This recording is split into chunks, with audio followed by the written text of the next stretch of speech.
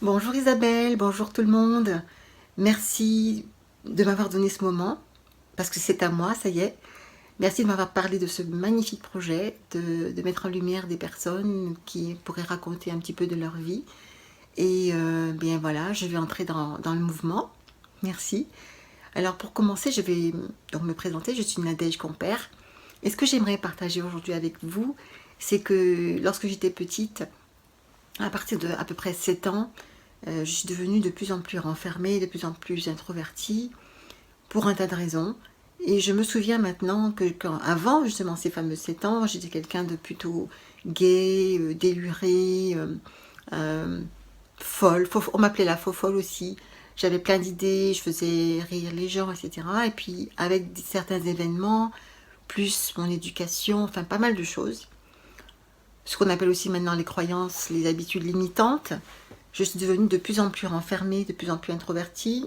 Et vers 14 ans, c'était déjà pas mal, bien acquis. J'avais du mal à m'exprimer à l'école, je ne levais pas le doigt pendant les participations scolaires. Et un jour, un psychologue m'a même dit que je pouvais faire pas mal de choses, bref, presque tout ce que je voulais en fait, sauf être dans un métier où il fallait communiquer, où il fallait parler.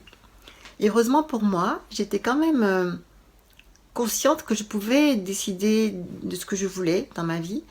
Et je savais, j'étais tout à fait consciente que si on avait des choses à dire dans le monde, enfin dans sa vie tout simplement, et qu'on ne pouvait pas le dire, c'était quand même un gros problème, que c'était très handicapant. Alors, je sentais quand même que c'était quelque chose qu'il fallait que je travaille. Et comme j'avais quand même de bonnes facilités en langage écrit, en tout cas, j'ai décidé de devenir orthophoniste à l'âge de 14 ans. Donc ça m'a pris 8 ans avant d'arriver dans mon cabinet libéral et d'être là avec des patients, des médecins qui prescrivent pour que moi je les aide à parler alors que c'était pour moi quelque chose de difficile. Et donc là, j'ai pris le temps, donc avec mes études et pendant 29 ans, j'ai pris le temps de comprendre comment ça fonctionnait, comment on pouvait parler, comment on pouvait respirer, qu'est-ce qui était sous-jacent au niveau du cerveau, des émotions, enfin un tas de choses. Et voilà. Et donc après 29 ans, j'ai décidé d'arrêter l'orthophonie, puisque j'avais quand même compris justement pas mal de choses sur ce côté de la communication. Et j'ai décidé de devenir coach en communication justement et conférencière. Et voilà, et je suis toujours épatée chaque fois que quelqu'un m'appelle, me demande voilà, d'utiliser ces capacités-là. Et récemment, j'ai participé à un concours en tant que membre du jury d'un concours d'éloquence, parce que justement, j'ai fait tout ce parcours et je suis toujours étonnée, toujours épatée.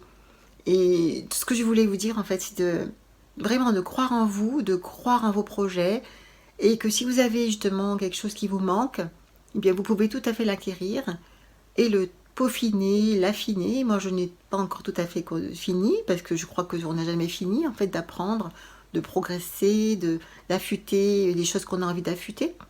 Et je continue justement avec cette vidéo, par exemple, de me mettre, comment dire, de prendre des risques, de me dire que je suis capable, justement, contrairement à ce psychologue, si jamais il me voit un jour, il dit tiens, c'est Nadège, je lui avais dit surtout pas de travail où tu dois parler.